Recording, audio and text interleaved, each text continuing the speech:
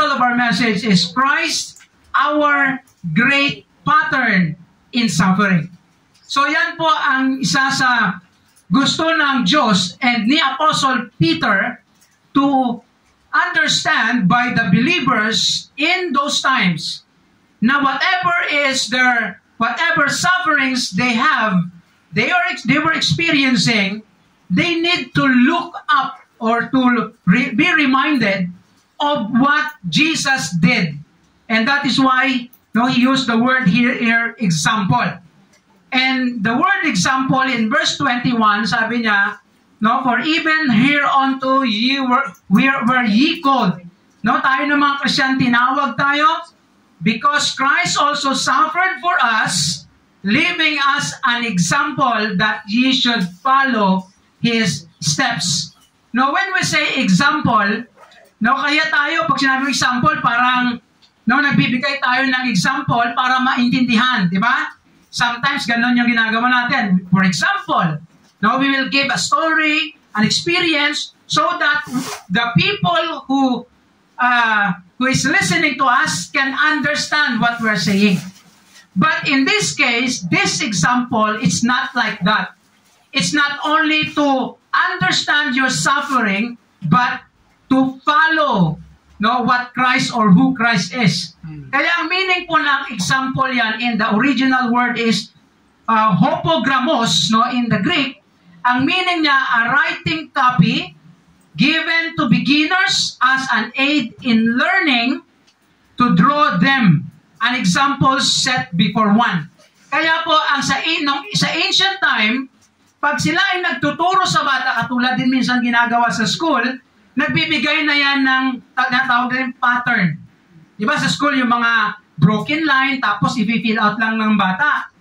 Sa time ng sa ancient, alam mo yung may drawing or may letter, tapos takpan ng isang papel na makikita mo lang sa likod. So ang ginagawa nun, iti-trace. Yan ang ibig sabihin ng example dito or hopogramos. Ibig sabihin, Jesus is our example not only to understand and know suffering, but also to follow Him. And that's what Peter said, that ye should follow His steps. Ibig sabihin, in times of suffering, we need to look up to Jesus and see how He responded or what He did in times of suffering in His life. So yan po ang ibig sabihin ng Diyos, even ni Peter. Kaya ang title po natin, ginamit ko ang word na pattern. Pattern is to follow. Ibig sabihin, a pattern to follow in times of suffering. So Christ, our greatest pattern in suffering. So kasi tayo na tao, pag tayo ay nag-undergo ng pains, sufferings in life, the tendency is naglo-look up tayo, nagtitingin tayo ng ibang bagay. So yan po ang problema natin. Kaya ang Diyos, si Peter, nagre-remind po sa atin dito. So bago po tayo magpatuloy, let us pause for a while, let us commit to the Lord our time together. Let us pray. Father, we ask that may you be with us, Father, as we ponder upon your word. May your Holy Spirit will guide us, will give us wisdom, and help us, O Lord, to really understand your word, to know Christ, and to follow Him, especially in times of sufferings in this life that we have. Lord, tulungan niyo po kami, bless ang bawat isa, kapatiran, kaibigan, and Lord, may your name will be glorified in the midst of us. In Jesus' name, amen. So, here's the question that we need to answer. What pattern of Christ that we must follow in times of suffering? Ano bang dapat natin sundin? Ano ang makikita natin kay Jesus Christ na dapat natin sundin? Kasi tayo na tao ganito. In times of suffering, ang sometimes natin, or most of the time, ang inuuna pa natin, sino ang makakomfort sa akin? Sino ang pwede kong makausap? Sino ang mapagbuntunan ko? Ng galit o galit. Kung nasa stage of anger. Kasi mas nasaktan ka, pag nasaktan ka, pwede kang magalit, right? No? Especially pag nasaktan ka, magagalit ka. So sino ang unahin natin? Kaya po as Christians, even Peter reminded the believers to look up to Jesus because He is our greatest pattern, no, in suffering or example man. So let us consider what Peter said here. So sabi niya dito in verse 22, who did no sin, neither was guile found in his mouth. Si Jesus po ito. In other words, He's telling the believers, look up to Jesus. Wala siyang kasalanan, perfect siya, walang guile or deceit or hypocrisy in His mouth, but He experienced suffering. So yan po ang life ni Jesus. Although sabihin, Pastor, hindi man kami katulad ni Jesus. Yes. Hindi yun ibig sabihin ni Peter na si Jesus walang kasalanan, kayo dapat ganun din. Of course, perfect naman si Jesus. Tao tayo, nagkakamali. Ang point lang dito ni Peter na maintindihan natin kahit si Jesus walang kasalanan, nag-suffer. And therefore, in times of suffering, we need to understand or we need to learn what Jesus Christ did, no, when He was in times of suffering. So verse 23, sabi dito, who, when He was reviled, no, verbally abused, He was mocked, He was put to shame, reviled not again. Take note of that. When He suffered, He threatened not, but committed Himself to Him, to the Father, that judgeth righteously. So ano pong ginawa ni Jesus Christ in times of suffering? Here's number one, we can learn from Him. Number one, Jesus surrendered everything. And that's what He did. When He was in the painful stage of His life, talagang binigay niya lahat, no? Isinurrender niya lahat sa kanyang Ama o sa Father. Yan po ang sinabi, committed. No, according to some commentator, in the original word that is imperfect, it means, no, it is a continuous action that every time He suffered, Lord or Father, no, sa'yo na yan. No, bahala ka na. Yan po ang kanyang ginagawa or ginawa. Kaya ito yon. In what way natin makikita that Jesus Christ surrendered everything? Of course, balikan po natin yung verse 23. Here's the emphasis there.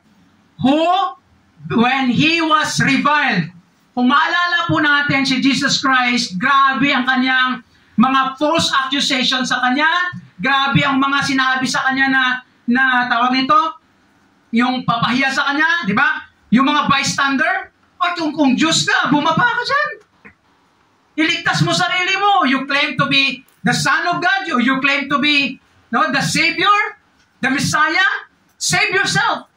And many false accusation na tinapot sa Kanya, actually, ang mga accusation ni Jesus Christ na siya ay, tawag nito, with the spirit of Beelzebub or demon. So maraming accusation kay Jesus na talagang napahiya siya, pero anong ginawa ni Jesus Christ? Reviled not again. Hindi po siya in this principle, He did not retaliate. So that is what we can see in Jesus in times of pain. Sa sakit lang, sa mga naririnig natin, nakikita natin, sa ginawa kay Jesus Christ, He never, ever think or even retaliate. Amen. Hindi siya bumalik. Pastor, si Jesus, Diyos man siya eh. Di ba? Hindi siya makagawa ng kasalanan. Kaya, hindi man ibig sabihin na tayo, gamitin natin, tao lang. No, that's not what the point.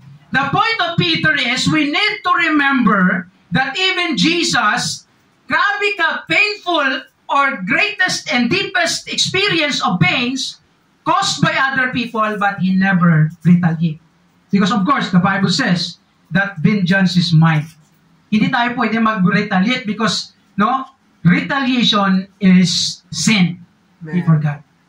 No, pag binalik mo kung ano ginawa sa'yo, babalik mo kasi ganyan tayo na tao, no? Di ba? Pag ako suntukin ko rin. Ang sinabihan ako na ganun, sabihan ko rin. Ano yung tao? Humanly speaking. Kaya it's a reminder for us as Christians that whatever we experience of pain and suffering, we must not retaliate. Because retaliation is not God's thing. It's human and even sin before God. Kaya tingnan po natin, balik po tayo sa Isaiah. Kasi ang Isaiah 53, prophecy po ito regarding to the coming Savior, which is Jesus. Sabi dito ni Isaiah, He was oppressed. Tingnan po natin yung experience of Jesus Christ. And He was afflicted. Yet, He opened not His mouth. Ibig sabihin niya, opened not His mouth, hindi po siya nagsabi ng kung ano-ano, especially retaliation. He is brought as a lamb to the slaughter, as a sheep before her shearers is dumb. No, ibig sabihin niya, of course, ang sheep naman, dumb naman talaga eh. Hindi nagsasalita yung sheep. Pero ginamit niya na example na si Jesus, kahit na grabe ang suffering niya, hindi po siya nagsalita against with those people na nagsabi sa in times of suffering. Of course, may mga cases si Jesus Christ na inakusahan siya, pero sumagot siya, di ba, ng mga bagay na right. For example, yung inakusahan siya na sinisira niya yung law. Kasi nga, kahit Sabbath day, ang mga disciples siya kumain ng ano to yun? Yung mais. Mais ba yun sa Tagalog? Mais din pa yun, no? Ang mais sa Ilonggo? Mais din, okay. No, kumain sila doon sa, kaya inakusahan siya na binobreak niya yung law. Kaya si Jesus Christ nagbigay ng mga illustration from the Old Testament. So, he responded, but he was using the scripture. But in times of suffering, he did not open his mouth. Kaya alam niyo po, mahirap pag nasaktan ka. No? Mahirap, no? Alam niyo pag nasaktan tayo, tahimik na lang eh. Di ba kasi pag nasaktan tayo, tapos open natin yung mouth natin, iba-ibang lumalabas dyan. Di ba? That is the problem of us. Kaya ito, it's a reflection na we need to follow as even Peter said. Because if you remember, yung mga Christians during that time, sa time ni Peter, they were persecuted, because of their Christianity, of their belief. So sabi ni Peter, kung ikaw man yung nagsasuffer, naabuso ka, bumalik ka, tingnan mo si Jesus. Hindi lang tingnan siya, si Jesus, hindi. Tingnan mo siya kung anong ginawa niya. Follow. He never, ever retaliate to those bad words or, false accusation. O, Pastor, paano yun? Inakusahan ka, hindi ka ba magsasalita? Ang ibig sabihin lang ni Peter dito, kung inakusahan ka because of your Christianity, it's better not to retaliate na negative or sin. Kasi nga, kung ano sinasabi sa kanya na, for example, minurahin mo rin. Di ba? Ginawa na akong istorya, gawa ko rin. Hindi po ganon. That is wrong. Of course, kung inaccuse ka, stand for the truth and fight for it in a right manner. So yan po ang ibig sabihin. Ang point lang dito, you will not overcome evil with evil. But sabi ng Bible, overcome evil with good. And most of the time, in times of suffering, it is better to keep silent. Diba sabi nga lang, huwag ka munang relax ka muna. Yes, tayo na tao, minsan, nadadala tayo sa emosyon natin. Especially in times, parang sakit na sakit, parang walang, parang hindi mo makaya. Kaya anong ginagawa natin? Pumupunta tayo sa social media. Kaya alam niyo po, ito yung lagi kong sinasabi sa inyo, mag-ingat po tayo sa social media. Alam niyo kung bakit? Alam niyo ginagamit din ni Satan yung social media? Yes, helpful ang social media, pero we need to be careful because Satan also using it for us. Especially as Christian. Kaya lagi ko sinasabi, na-advise ko, pag ikaw ay may something na hurt ka, huwag mong i-pour out sa social media. Keep it and surrender it to the Lord. It's better. Yeah. Alam niyo po ba ganun? Lord, ikaw na bahala. Hindi, kasi ganito ako yan, patay. Tapos may mag-comment pa, amen, ay pamigay nag-amen pa. Agree ako dyan. That's right. Kasi kung may kaaway yun, tapos unsettled yun, patay, kasama ka. Yeah. Sabi pa nun, dito, sausaw din ito. Hindi, nagkaroon ka pa ng kalaban o kaaway. Mahirap mag-post, tapos may mag-agree. Kaya alam nyo, magbago tayo, mag-react sa mga post na mga something negative nyo, parang something negative to others. Mag-isip ka muna, magre-react ba ako dito? Matahimik na lang ako. Tahimik na lang. Kasi magkakaroon ka ng maraming problema, aaway, at saka, no, lalala ang problema, and that is not good for Christian. It's a bad testimony. Kaya po sa Christian, ito po yung dapat natin tandaan. No, kung may mga nagawang tao sa atin na mali, na tama tayo, mali sila, just do right. And don't post in social media na ipapabalandra mo doon, talos comment. Kaya ako, hindi madalang na ako nagko-comment. Noong dati, nagko-comment ako sa mga politics na mga conflict. Pero ngayon, hindi na. Kasi medyo hindi maganda ang effect. Because God wants us to be, to have a good testimony. Kung nasasaktan ka man, first, give it to the Lord. Surrender. And that's what Jesus Christ did. He did not retaliate. And in fact, ito pa another. He did not threaten. Alam niyo si Jesus Christ during the time na talagang grabe yung ginawa sa kanya, no, verbally abused, grabe yung mga accusation, physically, no, dinuraan siya, sinampal siya, no, lahat na lang ng ginawa sa kanya, even yung physical niya na struggle, anong ginawa ni Jesus Christ doon? Wala lang. Sinampal siya, pinabayaan niya lang. Tapos nung ano tawag nito, yung sa Roman practice na ano tawag ito sa Tagalog? Sa English na lang, to torture, no, yung 40 tawag dito, strike of something. Kaya lang inoffer niya yung likod niya. Kasi yun ang yung law eh. So, kahit na grabe ang na-experience siya na pain, suffering in life, anong ginawa ni Jesus Christ? He never, sabi dyan sa verse kanina, when He suffered, He threatened not. Wala siyang sinabi, umanda kayo. Pag ako ay nabuhay muli, papatayin ko kayo. Hindi. Diba? Jesus Christ can say that. He can also even, according nga sa story, diba? Nung si Peter kumuha ng sword, sabi ni Peter, hindi mo ba alam, I can call legions of heaven to rescue me? Sabi niya, Peter, sabi mo yung, ano mo na yan? Si Peter po to, si Peter dito sabi niyo sa kanyang letter. Si Peter yung, si Jesus, He can do everything. He can say, hamanda kayo sa final judgment. Papatayin ko kayo. Hindi. No, magdudusa kayo. Hindi niya sinabi yun. Because He understood that it is part of His life. And He has the right to threaten, but He never did. Pwede siya magsabi nun. Kaya tayo na tao, no? Minsan tayo, magta ka lang, may araw ka din sa akin. May oras ka din. May buwan ka din. May panahon ka din.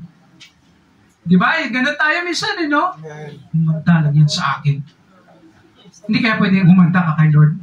Pwede ba ganun? Kaya alam niyo po, the best thing that we can do in times of parang na-hurt tayo ng ibang tao, Lord, ikaw na bahala sa kanya. No, sinaktan ako, ginawan ako ng mali. Lord, kasi alam niyo po ba, if you are in the truth, it will prevail. Even though maybe now it's something parang medyo mahirap or something, no? May mga wrong accusations. Pero kung ikaw ay in the truth, God will vindicate you. God will show it to you and to others someday or later on. God will prove it if you are in the truth. Pero kung mali ka, tahimik na lang. Tahimik ka nga, wala kang mali. Tahimik mas lalo kapag tumahimik pag may mali. Kasi alam niyo po minsan ganito yun. Yun lang minsan, humanly speaking, tayo na tao, ang pinaprioritize natin is to cover up ourselves even though we know that we sinned. That's the problem. No? Kahit na may kasalanan tayong ginagawa natin, i-cover up natin sarili natin, and that is the problem of human. Kaya minsan, gagawa na lang tayo ng ibang way to defend ourselves or to fight back because we want to protect ourselves. Yes, that's human nature. But if we sin, nagkamali tayo, just accept it. Lord, ikaw na bahala. Kung ano man inalaw ni Lord na consequence, so be it. Surrender it to the Lord. no matter how painful it is, God wants us to surrender. Because when we do that, that's the way we follow Jesus sa buhay po natin. Kaya in times of pain and suffering in our life, surrender it to the Lord. Here's the note that I want you to remember. A fully surrendered life to God is willing to take all pains caused by other people, whether it be non-Christian or a Christian. Kaya pag nasaktan po tayo ng hindi man Christian or Christian man, take it, carry it, keep it in yourself, and bring it, surrender it to God. Therefore, we must remember Christ's life and lips when He was in suffering as we go through all kinds of suffering. Kaya, lagi natin i-remind yung self natin ito. Why? Kasi tayo ng tao, no? Pag nasaktan tayo, kung ano na lang magagawa natin. Actually, pag nasaktan tayo, pwede tayo magalit. Sabi nga ni Paul, be angry and sin not. Pwede kang magalit, pero huwag ka lang gumawa ng kasalanan. Kaya pero, on the other hand, sabi man ni Paul, get rid with anger. Kasi pag nasa anger ka, daming dyan, no? Maraming mangyayari. Kaya, as much as possible, control yourself. We need to control yourself. How can we do that? Surrender it to the Lord. Because God will help you and be with you. And another lesson that we can learn from Jesus, number 2. Because He surrendered everything to the Father, of course, interconnected po yung mga truth dito, He suffered everything. Ano po yung sabihin? Everything. Every pain in life, Jesus, I believe, experienced. I mean, yung the deepest, the greatest pain in life, no, Jesus experienced it. Because Jesus became man, He experienced a lot of pains in life, kahit gaano kabigat, kalalim, no, ka-worse yan, He experienced. Although, si Jesus Christ, hindi niya na-experience yung consequence of sin. Because Jesus is perfect. Right? Si Jesus, hindi niya man ako na-experience yung mga consequences of sin, but even though na hindi niya ako experience yan, yung consequences of sin, kasi perfect siya, but He experienced the greatest and the deepest pains and suffering in life. And that's why He can still our pattern or model or example in this suffering of life. Kaya in what way? Let's go to verse 24. Who His own self bear our sins in His own body on the tree. We know Jesus. That's why He suffered and died, because He wants to save us, or He bore our sins, ang kasalanan natin. Binitbit ni Jesus Christ on the cross. And then, let's go to, babalikan natin yan mamaya. So ano po yung ibig sabihin, He suffered everything? First is, He bore our sins. Siya nagbitbit. Pag sinabi mong He bore our sins, it doesn't mean na kung anong mali mo ngayon. No, I mean, Pastor, paano yun? Ang mali ko ngayon, nandun na yun? Yes. Ibig sabihin, binayaran niya lahat ng punishment ng kasalanan natin. Kaya alam niyo po ito sa atin na mga Christian, ito po yung blessing. Pag ikaw ay lumapit sa Panginoong Hesus, nagsisi ng kasalanan mo one time in your life, then tinanggap mo siya na yung Panginoon at tagapagligtas. Here's the good thing, the blessing. All of your sins from the past, present, and future, binayaran na ng Diyos, ni Jesus yun. Pastor, paano yun? Magkakamali ako bukas, binayaran na yun. Yes. Pastor, okay na lang pala magkamali? No. Tandaan po natin yan, ha? Amen. Sa doctrine of salvation and sin, binayaran ni Jesus Christ lahat ng kasalanan natin. Past, present, and future. That's why may security tayo.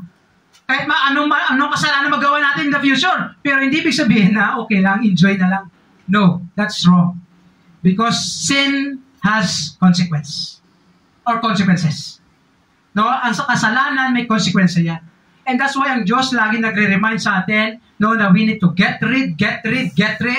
of those kind of sins in life.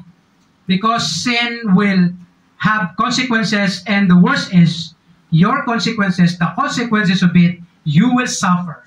Unnecessary suffering, and people will suffer. And that is the truth in the Bible. And that's why, God is reminding us, Pastor, paano yun? Magkasala ako bukas, nabayaran na, anong gagawin ko? Sabi ng Bible, confess your sin. Kaya sabi ng 1 John 1:9, you need to confess your sin because God is faithful to forgive and cleanse you. So, here's in Isaiah. Balik tayo sa Isaiah. Kasi yung book of Isaiah, Isaiah 53, is a prophecy about Jesus. But He was wounded for our transgressions. Dahil sa kasalanan natin, nagkaroon ng sugat or wounded means yung physically, He was bruised or He was beaten. He was bruised for our iniquities, kasalanan natin. The chastisement of our peace was upon Him. And with His stripes, ito yung maganda, we are healed. Dahil sa kanyang sugat, mga sugat niya, tayo ay ano sa Tagalog? Healed, gumaling, o nagaling yung tayo na sugat. Ibig sabihin, sin yun.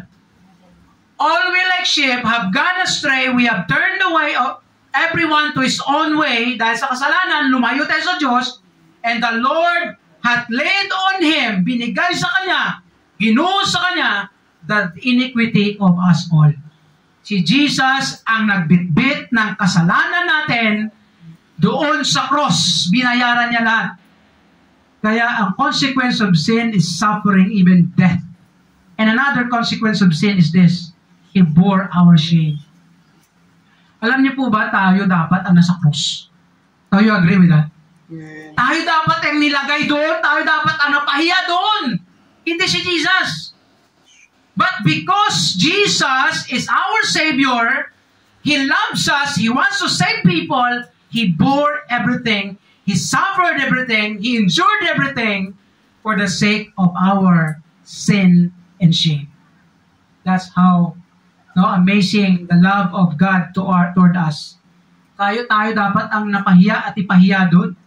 Pero inaccept o tinanggap lahat yon ni Jesus para sa iyo at sa akin. Is that amazing na tayo dapat ang napahiya? Pastor, paano yun? Kaya alam niyo po ba ito yun? Tandaan niyo po ito Sin always result shame. You agree? Amen. Pag nagkakasala ka, mapapahiya ka talaga. Kaya pag napahiya ka, tanggapin mo na. Huwag ka na mangaway. Kasi kung napapahiya ka din sa kasalanan, mangaway ka pa, lalo ka pa napahiya. Kaya don't retaliate nga Accept na lang kung nagkasala ako. Okay, kung ano man yung consequence noon, so be it. That's the reality. Pero ito yon. Shame, it doesn't mean nagkasala ka. Kasi yan ang nangyari kay Jesus He's perfect. He don't have sin, but He experienced shame because He bore our sin. Kaya pwede kang, katulad, persecution, pinapahiya ka, persecution, di ba? Gumagawa ka ng tama. So, napahiya ka sa kanila, pero sa Diyos hindi. And later on, God will vindicate you, will bless you more because people do something or did something to you. Alam niyo po, pag ikaw ay nape-persecute, wala ka talagang ginawang mali, tapos na-persecute ka, ay hayaan mo, God will bless you. Later on, God will reveal it. And God will, lift up you. Kaya the Lord, the Lord gives grace to the humble. Yung mga proud people, ibabagsak ng Diyos, at saka yung humble people, ipatataas ng Diyos.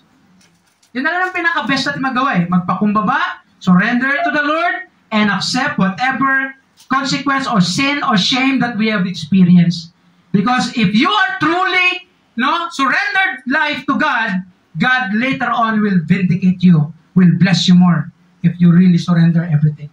And then here's what the experience of Jesus according to Isaiah prophecy. He is despised, rejected of men, a man of sorrows. That is the description of Jesus. Grabe ang sorrow, grabe yung kanyang kalungkutan. Kung ikaw ay malungkot ngayon, tingnan mo si Jesus. Ang kalungkutan natin, hindi yan makukumpara kay Jesus. And acquainted with grief, lahat ng pains in life, no, andun kay Jesus. We hid as it were our faces from Him. He was despised and we esteemed Him not. Si Isaiah, nagsasabi yan sa prophecy coming na si Jesus, no, kahit na siya ay nag-sacrifice, parang hindi siya inaccept ng mga Hudyo. Surely He had borne our griefs and carried our sorrows. Si Jesus. Yet we did esteem Him stricken, smitten of God, and afflicted. Kaya pinahiya si Jesus sa kanyang time, sa kanyang pag-crucify sa kanya, even though Jesus is perfect. Kaya alam niyo po sa Christian, ganito yon. Kung ikaw ay gumagawa ng tama sa Diyos, tapos napahiya ka o may nagpahiya sa iyo, be confident and surrender it to the Lord. God will be with you. Ibibless ka ng Diyos. Later on, sooner or later. Here's the note. Christian, Christ has suffered the greatest and deepest pain of human life until He died for our own sake. So, si Jesus Christ nag-undergo ng grabe na suffering para sa iyo. Therefore, whatever sufferings or pains we go through, just look unto Jesus and follow His steps. Yan po ang dapat natin gawin. No? Looking unto Jesus, the author and finisher of our faith, sabi ng Hebrews. Kaya po, kung ano man yung mga na-experience natin dito na sufferings in life, hindi yan makakompare. And the good thing that we can do is to follow what Christ did. And finally, that is third, kasi hindi ko ata nakita yun. Dalawa, taka-second pa rin. No? Anong sabi din, anong makita natin na principle? He secured everyone. Ito yung maganda. Why Jesus Christ surrendered and suffered everything, He endured everything, so that He can secure everyone. Everyone of what? Take note in verse 25. Kaya sabi dito ni Peter sa mga Christians, for ye were as sheep going astray. Katulad kanina sa Isaiah, nabalikan na nandito verse 6. But are now returned unto the shepherd. Sabi niya, kayo na mga Christian, going astray, no? Ano ba yun? Nagliligaw, ano ba sa Tagalog ng going astray? Ligaw, something? Ha? Ligaw, no? Kasi may kanta, tupang ligaw. Di ba mayroong ganyan kanta? May mga tupang ligaw tayo. Alam mo tupang ligaw? Di alam kung saan pupunta. Hindi na alam kung saan pupunta, pero sabi ng Bible, punta ka sa impyerno. Not sa distraction. Kasi yung tupa na ligaw, walang shepherd, prone yan sa sa mga dangers. No? Sa mga leon, kung ano man pwedeng kumain sa kanila. And that is the picture of people who are not a Christian. A person or people who did not believe in Jesus are called, wayward or mga sheep going astray. But sabi ni Peter, kayo, no dati, mga sheep kayo na going astray, mga talang-talang kayo, Ilonggo yun. Pero ano sabi ni Peter, but are now returned unto the shepherd. Binalik kayo. So ano sabi ng Isaiah verse 6? All we like sheep have gone astray. We have turned everyone to his own way. Yan ang reason po natin na bakit malayo tayo sa Diyos dahil sa kasalanan natin. Dahil sa anong gusto natin gawin, yun ang nag-cause na lumayo tayo sa Diyos, nahiwalay tayo sa Diyos, that's the punishment of sin, then God return us or bring us back. And that's the principle that we can learn, number one. In what way Jesus Christ secured us? By bringing us back to Himself. Kaya tayo na Christian, pasalamat po tayo. Dahil binalik po tayo ng Diyos sa Kanya, kay Jesus. Binalik po tayo sa family of God. And then here's what Jesus Christ said in John 10:16. Because in John chapter 10, Jesus claims there, I am the good shepherd. Ano sabi sa verse 16? And the other sheep I have, sabi ni Jesus, which are not of this fold. Jesus is referring to the Jews. Sa mga Hudyo, not this fold. Them also I must bring, and they shall hear my voice. Here's the thought. Kaya hindi po, Pastor, paano yan? Si Jesus nagbalik. Yes, binalik tayo sa Diyos, Pero it doesn't mean automatic.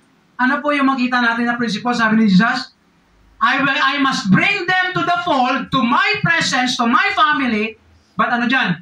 They shall hear my voice, and there shall be one fold and one shepherd. Kaya lang ito po yun. Paano po tayo masecure and maging kay Jesus, biging sa Diyos? Kailangan natin marinig yung gospel at lumapit sa Panginoon. Kaya ang kaligtasan po natin, yes, ang Diyos wants us to bring Him back to Him, but we need also to accept, believe the word of Jesus or Jesus Himself. We need to believe on Him. Kaya sinabi ni Jesus Christ, take note in verse 11. I am the good shepherd. The good shepherd giveth his life for the sheep. Kaya ang mabuting, ano ba sa shepherd? Shepherd. Pastol. Pastol. No, ang mabuting pastol, no, naglilay down ng kanyang buhay sa kanyang sheep. Kasi ang principle ng shepherd and sheep relationship, ang shepherd handang mamatay para sa kanyang tupa. And Jesus is considered a good shepherd. Bakit in-emphasize ni Jesus Christ yung good shepherd? Kasi merong bad shepherd. Anong bad shepherd? Mga shepherd lang ba yung sa time nila, pwede kang mag-asip na shepherd ka, pero wala kang pakialam sa sheep. Ibig sabihin, okay lang, bahala ka mamatay kayo na, bahala mag-destroy kayo, bahala kayo. Yan ang bad shepherd sa time nila. And Jesus Christ emphasizes the good shepherd means He is perfect, He does things right, and He cares for every sheep. That's Jesus. And that's He gave His life. So, by bringing us back to Himself, that's how He secured us. And then, finally, by building us as one to Himself. Kaya ito po yun, sabi ni Peter. I would like to emphasize the word bishop. Ang shepherd, no, understand natin, intindihan natin yung shepherd. Pero yung bishop, parang, ano yung bishop? Pastor, may bishop sa ibang ano.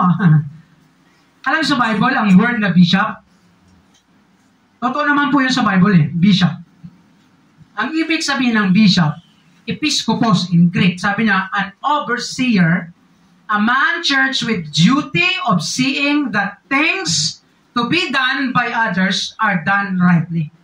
Ibig sabihin siya yung, pag si overseer, siya yung nagbabantay, no, nag-guide, nag-protect, and of course, nagtumutulong para everything will be right in proper and perfect place, or maybe. So that is the bishop role or responsibility.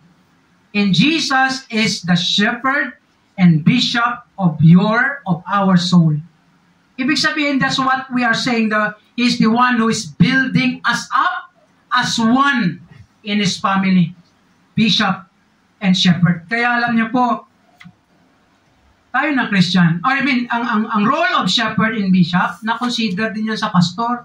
Tayo mga pastor or spiritual leaders, natatawag din sila na shepherd or bishop. Kasi ang role ng shepherd at bishop, like Jesus, that's the role of the spiritual leader. Si Jesus, ganun yung kanyang role. Ang role is to build them one or build us up as one, and then we will to take care and protect us. And that's what Jesus. Kaya tingnan po natin ng Romans 12:5. So we, being many, tayo na Christian, sabi ni Paul, are one body in Christ. Tayo ay isa. And one members, one of another. In other words, ito po yung natandaan natin. Isa po tayo sa kay Jesus. One. And therefore, as one body, as one building, one family, we need to protect and do our best to secure others and to protect our name, or the name of God, the name of Jesus, and the name of the church. And that's our responsibility. And Jesus Himself, that's how He secured every one of us, Christians, and build us up as one in His family.